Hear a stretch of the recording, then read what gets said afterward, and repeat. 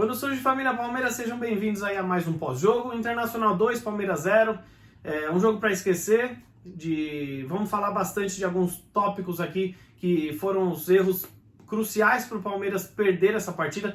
Detalhe, primeira partida que o Palmeiras de Abel Ferreira titular perde, apesar de ter jogado com alguns desfalques aí de jogadores que foram poupados. Mas vamos falar bastante sobre isso. Só que era um jogo que o Palmeiras precisava vencer, ou no mínimo tirar um pontinho lá do Beira-Rio, porque era um jogo de 6 pontos. Pelo menos a gente empatando, a gente não deixa o time adversário que briga por posição com a gente subir e nos ultrapassar, que foi o caso, né? Então já caímos para sexto novamente. Não é que a gente não briga mais pelo título, o título vai ficando mais distante cada vez mais.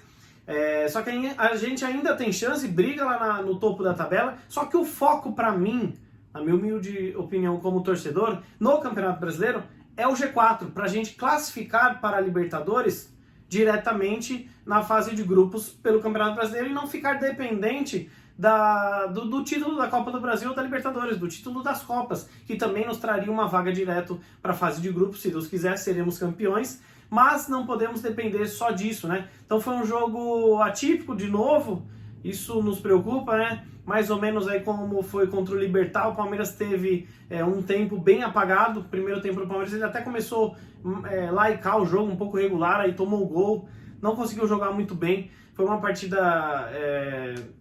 não foi uma partida legal do time teoricamente titular, só que também a gente não pode deixar de falar do árbitro, né? O árbitro que dominou o jogo negativamente.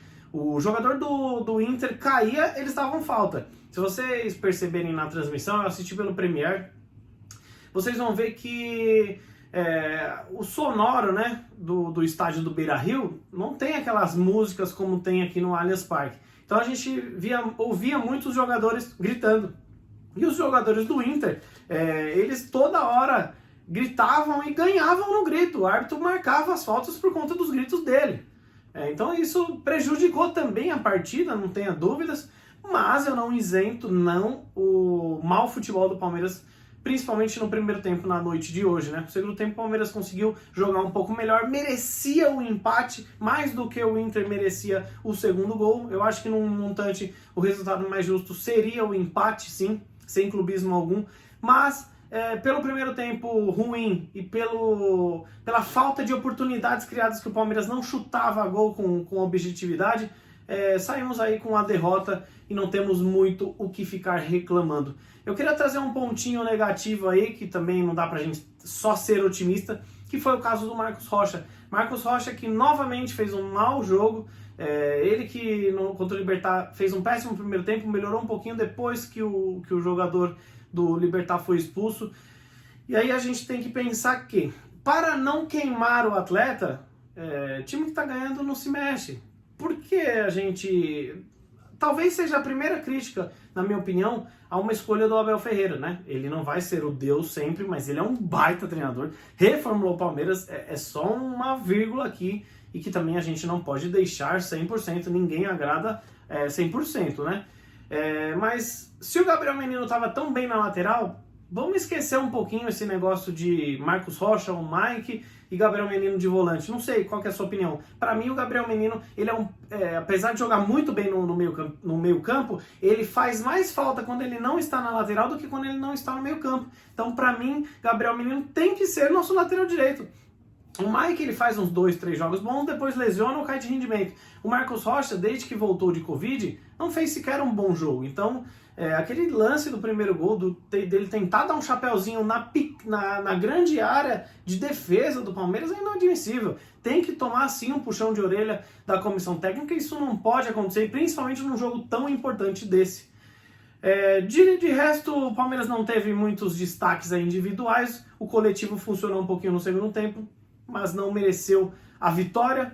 Como eu disse, para mim poderia até ter saído com um empate, que seria o mais justo, mas num contra-ataque fatal tomamos o segundo gol. Edenilson mandou no jogo, o Moledo lá, o zagueiro, também mandou no jogo, seja futebolisticamente falando, quanto arbitrariamente, não sei nem se existe essa palavra, mas ele foi um segundo árbitro da partida, ele foi o VAR, né? Porque tudo que ele gritava, que ele falava, acontecia, faltas desnecessárias que o árbitro marcou, juntando com um futebol ruim que o Palmeiras apresentou. Mas a gente segue aí com foco nas Copas, principalmente nessa quarta, que temos Palmeiras e América Mineiro, e força, apetite, determinação, pés no chão, mas vontade de vencer não pode faltar para a semifinal da Copa do Brasil. Tamo junto, galera. Não esqueça de deixar o like, se inscrever no canal. Amanhã eu venho com um vídeo logo cedo de uma ação social muito bonita que a gente fez. Coloquei um pouquinho lá no meu Instagram particular. Pode todo mundo seguir se vocês quiserem, @ofabinho. Sigam lá que vocês já vão ver um pouquinho. E amanhã eu trago um vídeo bem legal na íntegra, tá bom? Porque a gente tem que fazer o bem sem olhar a quem, né? Eu acho que se a gente fizer um pouquinho do que a gente preza pro mundo, o mundo vai ser melhor. Vocês vão entender no vídeo de amanhã. Tamo junto, galera. Um abraço e tudo de bom.